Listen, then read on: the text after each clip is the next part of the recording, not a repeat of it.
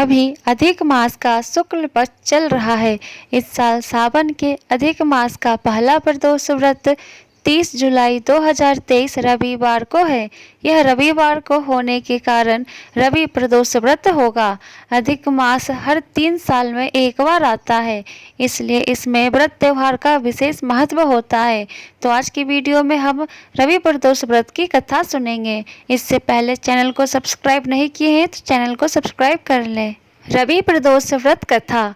एक ग्राम में अति दीन ब्राह्मण निवास करता था। उसकी साध्वी स्त्री प्रदोष व्रत किया करती थी। उसे एक ही पुत्र रत्न था। एक समय की बात है, वह पुत्र गंगा स्नान करने के लिए गया। दुर्भाग्यवश मार्ग में चोरों ने उसे घेर लिया और वे कहने लगे कि हम तुम्हें मारेंगे, नहीं तो तुम अपने पिता के गुप्त धन के बारे में हमें बतला दो। बालक दीन भाव से कहने लगा कि बंधुओं, हम अत्यंत दुखी दीन हैं, हमारे पास धन कहाँ है। तब चोरों ने कहा कि तेरे इस पोटली में क्या बंधा है। बालक ने निसंकोच कहा कि मेरी माँ ने मेरे लिए रोटियां दी है। यह सुनकर चोरों ने अपने साथियों से कहा कि साथियों, यह बहुत ही दीन दुखी मनुष्य है, अतः हम किसी और को लूटेंगे। इतना कहकर चोरों ने उस बालक को जाने दिया। बालक वहां से चलते हुए एक नगर में पहुंचा। नगर के पास एक बरगद का पेड़ था। वह बालक उसी बरगद के वृक्ष की छाया में सो गया। उसी समय उस नगर के सिपाही चोरों को खोजते हुए उस बरगद के वृक्ष के पास पहुंचे और बालक को चोर समझकर बंदी बना राजा के पास ले गए। राजा ने उसे कारावास में बंद करने का आदेश दिया।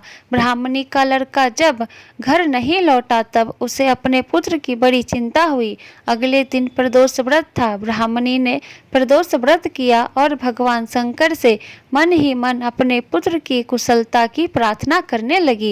भगवान शंकर ने उस ब्राह्मणी की प्रार्थना स्वीकार कर ली। उसी रात भगवान शंकर ने उस राजा को स्वप्न में आदेश दिया कि वह बालक चोर नहीं है, उसे प्रातः काल छोड़ दे, अन्यथा तुम्हारे सारा राज्य वैभव नष्ट हो जाएगा। प्रातः काल राजा ने शिवजी की आज्ञा अनुसार उस बालक को कारावास से मुक्त कर दिया। बालक ने अपनी सारी कहानी राजा को सुनाई। सारा वृतांत सुनकर राजा ने अपने सिपाहियों को उस बालक के घर भेजा और उसके माता पिता को राज दरबार में बुलाया। उसके माता पिता बहुत ही भयभीत थे। राजा ने उन्हें भयभीत देखकर कहा कि आप भयभीत ना हो, आपका बालक निर्दोष है। राजा ने ब्राह्मण को 5 गांव दान में दिए, जिससे कि वे सुखपूर्वक अपना जीवन व्यतीत कर सके। इस तरह ब्राह्मण आनंद से रहने लगा। शिव जी की दया से उसकी दरिद्रता दूर हो गई। अतः जो भी मनुष्य रवि प्रदोष व्रत को करता है वह सुखपूर्वक और निरोगी होकर अपना पूर्ण जीवन व्यतीत करता है।